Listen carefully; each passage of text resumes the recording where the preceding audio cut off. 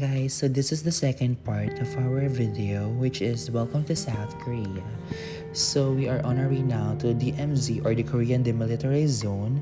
So it is a strip of land running across the Korean peninsula near at the 38 parallel north. So makikita niyo dyan, yan yung papuntang North Korea. So the DMZ kasi is a border barrier na nag-divide siya in the peninsula roughly in half, which is the North and South Korea. So, nangyari ito, nagkaroon ng provision ng under North and South Korea noong 1953 na, ayun, parang magkaroon ng peace. Alam niyo naman, in the history before, medyo hindi maganda yung samahan ng North and South Korea. That's why may border sila. So, noong 1953, nagkaroon ng agreement between North Korea, China, and the United Nations Command na walang makikialam and at peace dapat. So the DMZ is 250 kilometers long and about 4 kilometers wide. So they have the various incidents in and around DMZ with the military and civilian casualties in both sides. So within the DMZ, guys, may meeting point between two nations. So hindi natin mapupuntahan yun kasi napakalayo and hindi siya allowed. So the small is the GSA area, which is nasa western end of the zone siya. So before kami pumunta ng DMZ, nag-roam around lang kami kasi yung time papuntang DMZ area is 11:30 AM pa. So as you can see guys, may mga barbed wires dyan. Barbed wires? Tama ba yun? Which is yan yung parang not allowed ko talaga pumasok sa area. And if ever na pumasok ka sa area, magpa-fine ka ng 10 million won. So, here guys, the peace bell, which is yan yung parang ipapatunog pag at peace na yung dalawang nation.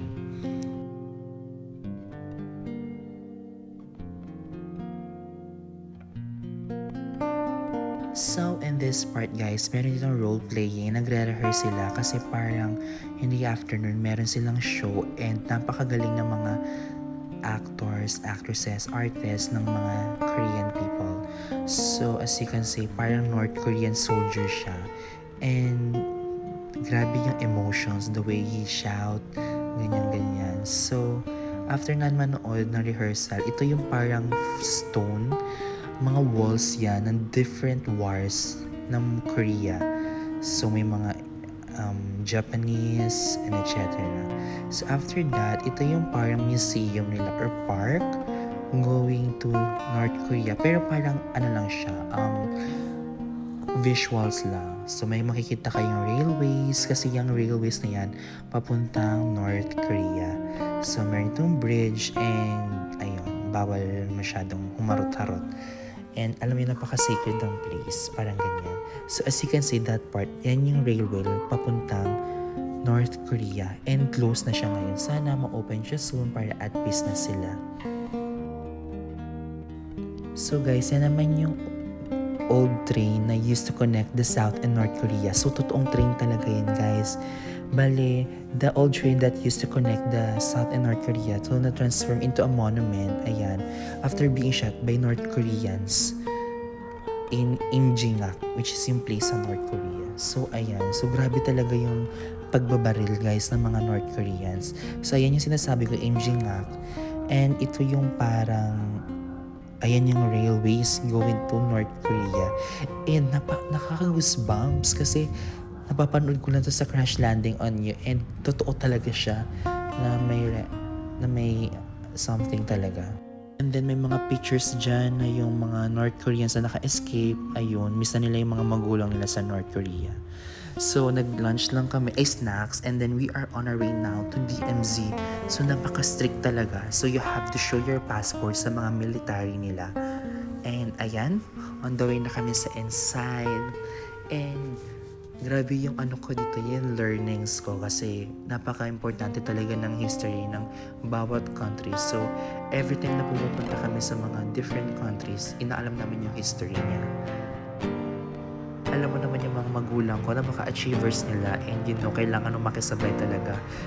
Mga matatalino itong mga magulang ko, but di namin naman ng kapatid ko. Charis. So, pupunta kami dyan sa may tunnel. Oh my God.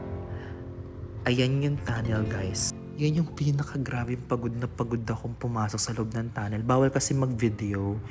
And gusto ko na siya i-story time. Nakakapagod siya. And yung lamig, tsaka yung parang pumapasok sa ulo mo yung hangin, para ka nang mahimatay. And then, ayun, so mahirap. Pero nakayanan ko. Kasi din ako nagda-diet. And after that, makikita na natin mismo yung North Korea. Mismo yung lugar. Pero via telescope lang yung gagawin natin. So, ayan, papunta na kami sa taas and makikita nyo guys, may mga barbed wires talaga sa surroundings. And sa Korea and Thailand, uso tong parang may mist-mist kasi pag mainit, alam mo yun, natutubigan ka. At hindi nakakahagar. Although, medyo masakit sa ilong, kaya lumipat na kami sa kabilang way. Alam mo naman yung mother ko, may rhinitis siya. So, ayun.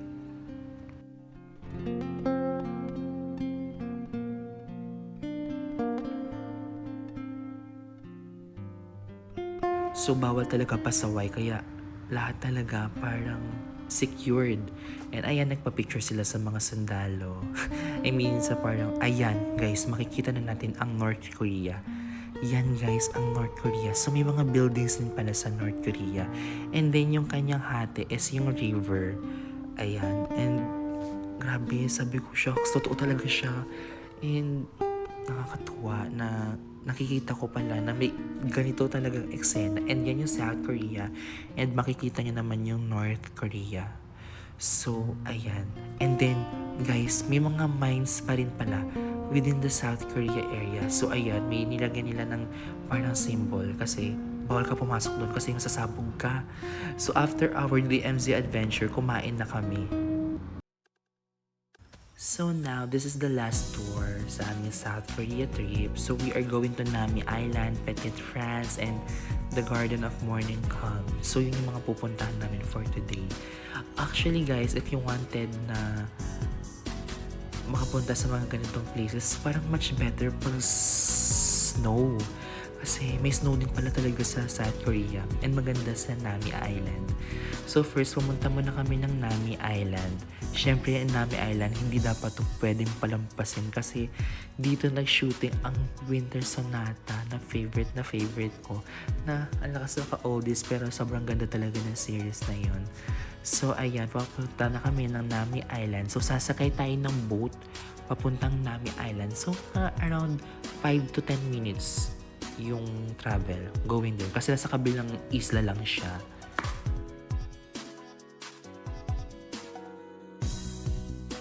And of course, yung mga different flags. Ayan, may Philippines, Thailand, Indonesia. So, ito lang pala yung loob ng boat. Actually guys, kaya continental kasi Monday kami pumunta. So, wala masyadong tao. So, now we are entering to Nami Island. So, pa-autumn pa lang talaga siya guys. Kaya medyo green pa yung mga trees. And nung ni-research ko tong Nami Island guys, this Nami Island is a half-moon shaped river island located in Chuncheon, Gangwon Province, South Korea. Nakakatuwa, half-moon pala yung tsura niya pag nasa taas. So guys, maganda dito kasi different siya. Pag dapat mapuntahan niyo yung Nami Island ng spring, winter, autumn, and summer. Tama ba? Ganon. So ayan si Mother. Feel na feel ang kanyang outfit for today kasi malamig siya guys. And makikita niyo may mga squirrels.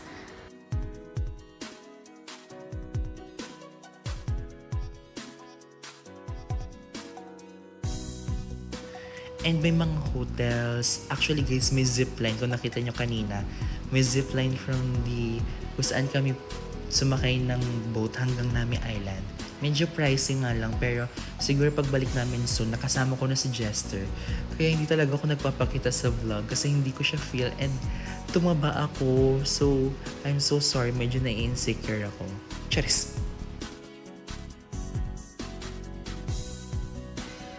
So, ayan. May mga nakikita kayong mga squirrels kasi ang nakakatuwa dito sa Nami Island, yung mga animals dito free. So may makikita kayong squirrels, rabbits, yung ostrich nakakulong. Pero it's not naman that kulong na kulong. Parang may harang lang. And then after that, in-explore lang namin itong Nami Island. So, Diyos ko, pagkasama mo talaga yung magulang mo, alam mo naman sila mga physically and mentally fit. So, kailangan mo talagang sumabay. And ayan, may mga squirrels na naman ulit. Then ang ginagawa pala nila, yung parang yung nut, ibabao nila sa lupa and kukunin nila yun sa winter. Kasi nga, yun yung magiging source of food nila. So, nalaman ko lang yun sa dad ko.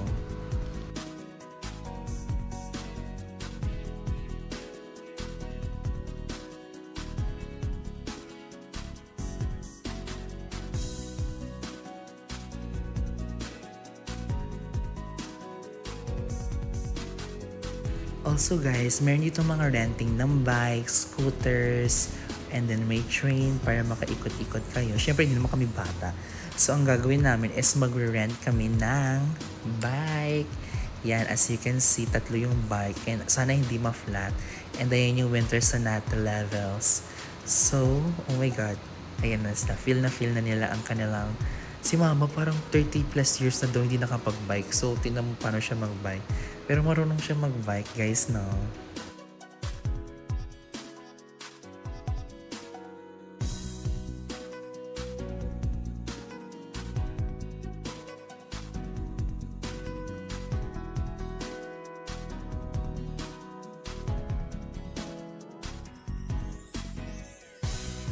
And of course, I'm so grateful and thankful for my parents kasi kasama ko talaga sila mag-travel.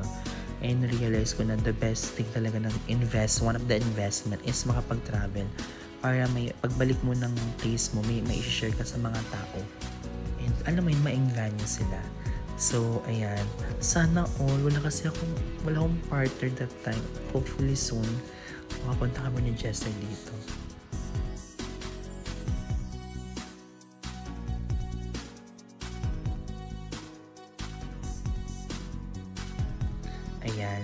Ayan, nagjo-joke time silang dalawa. Parang iniinggit nila ako kasi wala akong partner. Pero okay lang, mukha akong camera man dito. And then, ayan yung mga squirrels. So, ibabaon niya yung nut. Chestnut ba yun? Ayan, tas ilalagay niya dyan. Ibabaon niya. So here guys, we're just enjoying the view. We're just enjoying the nature. And napakaganda ng South Korea guys kasi na-maintain nila yung kanilang nature. And ang linis ng lugar. So sana ganito rin sa Philippines. And feeling ko guys, pag malinis lang talaga yung Philippines and alam mo yun, maayos lang talaga yung nature natin, magiging tourist spot din to. Maraming mga foreigners na pupunta dito and baka uunlad tayo. Wah! Alam mo naman talaga. Pero no joke if the Philippine government na alam mo yun, parang masustain lang sana nila yung mga pangangailangan.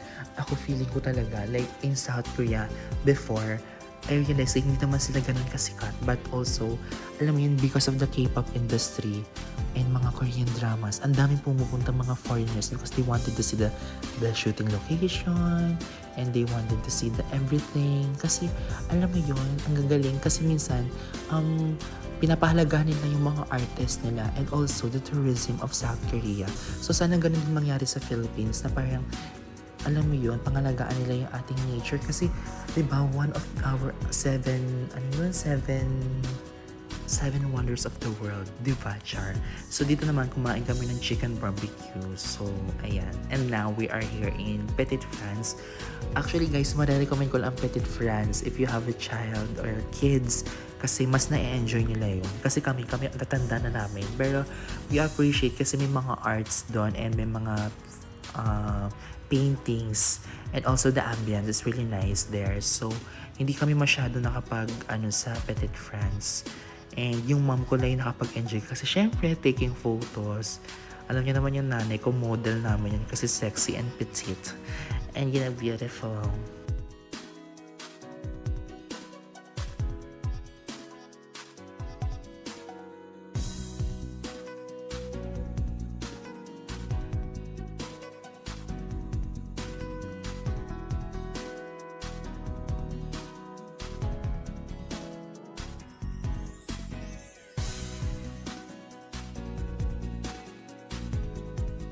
So, na-enjoy lang naman namin ni mama dito yung parang churros and ice cream. Ayun, yun ang ginawa namin here sa Petit France. And pwede kayong magsuot ng mga costumes, parang French style, and then taking photos inside the Petit France. So ayun lang naman yung ginawa namin sa Petit France. And the next is, pupunta naman kami ng the Garden of Morning Calm. So ayun. So ngayon, ini-enjoy lang ni Mama yung view. And sana makapunta kami ng France soon. Cheers! Okay, so for our last destination, here is the Garden of Morning Calm. So if you are a nature lover, sobrang pakak. Ang ganda talaga dito guys kasi ma-appreciate mo yung mga flowers, mga trees. Nakakatuwa, lalo na yung mga makakaano ka rin ng mga tips on how kung paano ka mag-garden, gardening ganun. Kasi they have different styles and guys, iba talaga. Kudos to South Korean people kasi grabe sila mag-maintain. So imagine nyo guys kung may ganito sa Pilipinas, syempre is a tourist attraction. Pak, diba? Ang ganda. And may mga different flowers here. So, ayun. Sobrang ganda. Maganda dito pag snow, winter. So, ayan guys. Mga flowers, different flowers. And may mga trees. So, meron parang 1,000-year-old trees. And grabe talaga sila mag-conserve. Grabe sila sa nature. So, kanina may nakita ko parang gardener siya. So, inaayos niya yung mga flowers. So, may mga maintenance talaga sila here.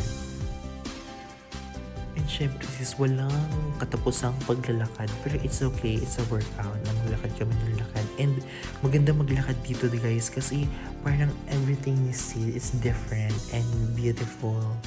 Oh, akala, basta ganun talaga. Iba talaga yung feeling. And then ayan guys, pupunta na kami dito sa 1,000 years old na tree.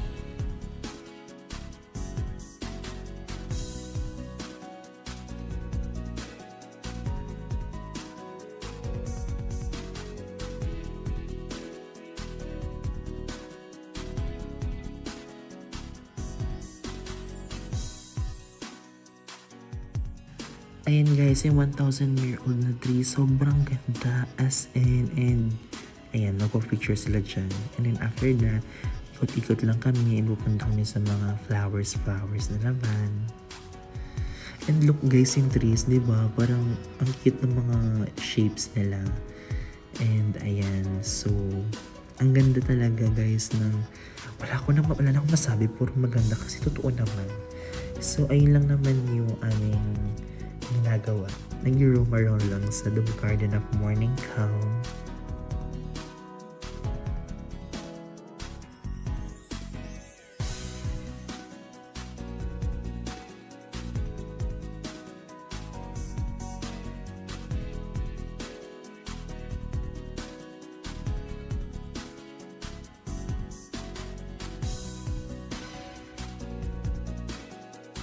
And look, my mom is really enjoying the view, and sana in the future may ganito kami kalaking lupa para makapagtanim kami ng mga flowers.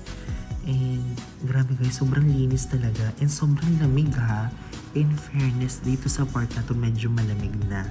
So ayun lang guys, we are going back na ata sa aming hotel. So lakad na naman kami and nakakapagod pala maglakad, pero it's okay, it's all worth it. So guys, if you're wondering kung saan kami nag-book ng tour, we book at TS Korea sa Facebook page. So ayun, doon lang kami nag-inquire, then ayun, sa mga private tours, so naka-car, and 3 lang kami nila mama ang nag-tour. So medyo pag madami kasi our group tour, medyo naguguluhan kami, and you know naman yung tatay ko, palatanong siya kasi lahat ng history kailangan alamin. So ayun lang guys, thank you so much for watching.